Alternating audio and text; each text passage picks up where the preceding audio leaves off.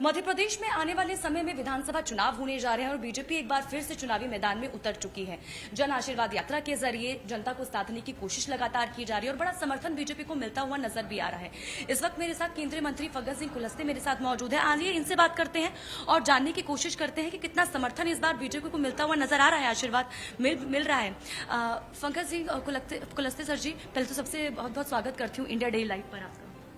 चलिए देखिए, भारतीय जनता पार्टी पूरे मध्य प्रदेश में 5 अलग अलग स्थानों से जन आशीर्वाद यात्रा निकली, जिससे जन आशीर्वाद यात्रा ये पहली हमारी यात्रा थी जो चित्रकूट से प्रारंभ होकर के 3 तारीख को प्रारंभ हुई। राष्ट्रीय अध्यक्ष जी ने इसका हरी झंडी दिखा करके इसको रवाना किया और आज रीवा में ऐसा गुड़ होते हुए रीवा शहर में भी एक कार्यक्रम आज है और यहाँ से फिर सीधी की तरफ जाएगी यात्रा। और निरंतर ऐसे क्रम से अलग अलग क्षेत्रों से, दूसरी एक मंडला से एक यात्रा प्रारंभ हुई, एक उज्जैन संभाग से प्रारंभ हुई, एक खंडवा से और एक शिवपुर। ऐसे 5 यात्राएं और 5वां यात्राएं कुल मिलाकर के मध्य प्रदेश के 230 विधानसभाओं तक जाएगी यात्रा। मैं कल सिहोरा में था और सिहोरा में बहुत बड़ी एक सभा कल थी शाम के 10 बजे रात में। पूरा शहर में लोगों का इस प्रकार का एक जनसैलाब कल निवास मंडला के निवास विधानसभा से होते हुए वहां पर 3 सभाएं हुई। मैं चूँकि बियाराड़ी में मैं ज्वाइन किया, जबलपुर जिले के पनागर से सिहोरा विधानसभा से होते हुए कल मैं वहां पर देखा, तो जो एक प्रकार का आशीर्वाद प्राप्त हो रहा है, लोगों का सहयोग, जन समर्थन मिल रहा है इन यात्राओं को, मुझे लगता है कि इससे, और महिलाओं की संख्या बहुत बड़ी है और इससे लगता है कि भारतीय जनता पार्टी की सरकार बनना तय है। तो इस यात्राओं से समझ में आ रहा है। और उस दिन भी हमारे गृह मंत्री जी थे, उस यात्रा को जब प्रारंभ किया तो बहुत बड़ी संख्या में करीब 40-50 हजार लोग थे उस कार्यक्रम में भी। और ऐसा बारिश भी, इसके बाद भी लोग इन यात्राओं के पीछे उनका स्वागत सत्कार, इस प्रकार का एक माहौल वातावरण दिख रहा है। लेकिन कांग्रेस लगातार कह रही है कि आदिवासियों के लिए बीजेपी ने कुछ नहीं किया है, त्रस्त हो चुके हैं आदिवासी। क्या कहेंगे विपक्ष?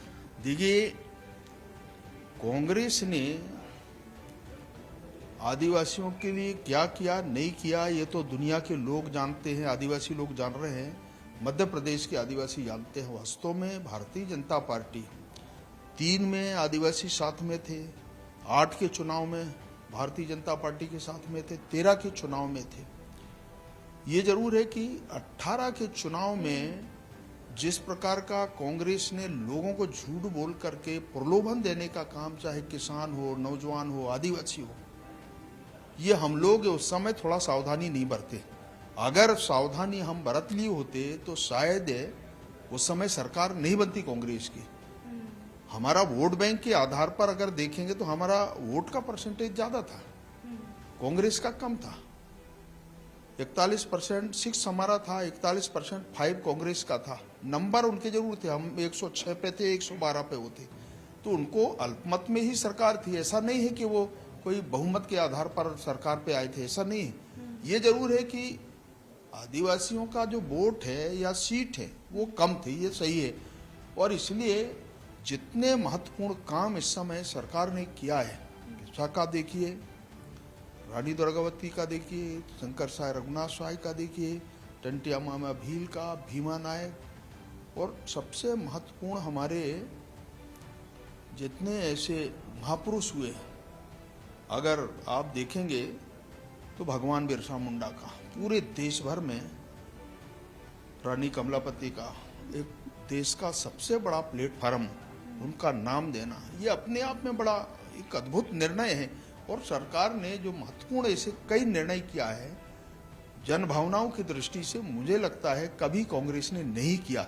और मैं आदिवासी भाइयों को कहना चाहता हूं कि देखिए, जिस समाज के लिए हमने किया है, भारतीय जनता पार्टी ने किया है, चाहे केंद्र की सरकार हो, आज मध्य प्रदेश की सरकार हो, इतना काम कभी देश के अंदर आदिवासियों के लिए नहीं हो सकता। जो काम हमने किया है। क्योंकि देखिए चुनाव करीब है, सर पर है, क्या इस बार, क्योंकि आप बड़ा चेहरा है आदिवासी समाज का, क्या इस बार आदिवासी सरकार डिसाइड करेंगे? देखिए, हमारी कोशिश है पूरे 47 सीटों में हम सबसे ज्यादा सीट जीत करके लाएंगे, ये हमारा विश्वास है। और मैं पूरे मध्य प्रदेश के सभी क्षेत्रों में मेरा जाना हुआ है और मैं विश्वास के साथ कह सकता हूं, जिस प्रकार के काम, विकास की योजना है, कनेक्टिविटी, पावर, लोगों को घर, आवास योजना, उज्ज्वला, और अभी अभी शिवराज जी ने लाडली बहना योजना, ये जो महत्वपूर्ण फैक्टर्स हैं जो लोग साथ में खड़े हुए, और बहुत बड़ा इस प्रकार का निर्णय बेनिफिशरी, हितग्राही को हम दिए, भारतीय जनता पार्टी ने किया है। मुझे लगता है कि ये हमारा काम के आधार पर लोग हमारे साथ में खड़े रहेंगे और इस आधार पर सरकार बनना तय है। लोग खड़े रहेंगे। बहुत बहुत शुक्रिया फग्गन सिंह जी हमारे साथ बातचीत करने के लिए। तो ये थे केंद्रीय मंत्री फग्गन सिंह कुलस्ते जी, जिन्होंने हमसे बातचीत की और वो ये साफ कहते हुए नजर आए कि 2018 में जरूर आदिवासी समाज बीजेपी के साथ नहीं था, लेकिन यहाँ पर कांग्रेस ने कहीं ना कहीं झूठ फैलाने का काम किया। यही वजह थी क्योंकि इससे पहले आदिवासी समाज बीजेपी के साथ था और इस बार भी आदिवासी समाज पूरी तरीके से बीजेपी के साथ है और भारी बहुमत से बीजेपी इस बार सरकार बनाएगी। वीडियो जर्नलिस्ट शिवली के साथ मैं स्वाति आर्य, इंडिया डेली लाइव।